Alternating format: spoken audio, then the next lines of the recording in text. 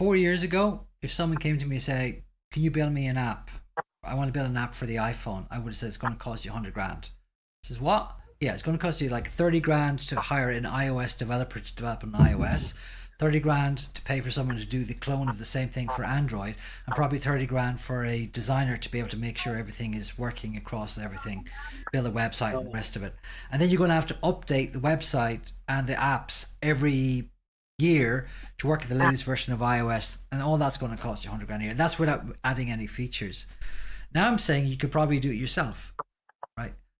What that means is, let me give you the big picture here. I've worked with I've worked with over 14 startups over the last 20 years. Some were a disaster, some actually did really well. What's really important is some of these companies, most of these companies would have invested at least £100,000 in order to take a punt at building a software business.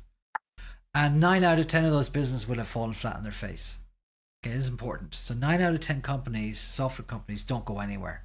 1 out of 10 does really well. And each of these companies invested 100,000 just to fall flat on their face. Okay.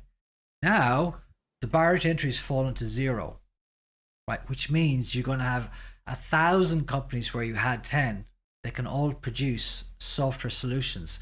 The question is, have people learned to use AI to figure out, is what I'm going to build valuable, not just cool? Okay. That's the question you need to ask yourself. And AI can help you with that, because if it's valuable, the barrier to entry is zero, and a lot of people are not going to build valuable software. They're going to build cool stuff that may or may not be useful. And we can talk about it again, but there's 4 parameters around what makes a company valuable. So yeah, interesting times, exciting times. I don't think it's scary. I think it's a new frontier, and it's literally an open prairie. It's an open territory for whoever actually wants to put a stake down and say, I'm going to grab a little bit of land here and just try out something and see, run up the flagpole, salute it, and see what happens. I think it's fun.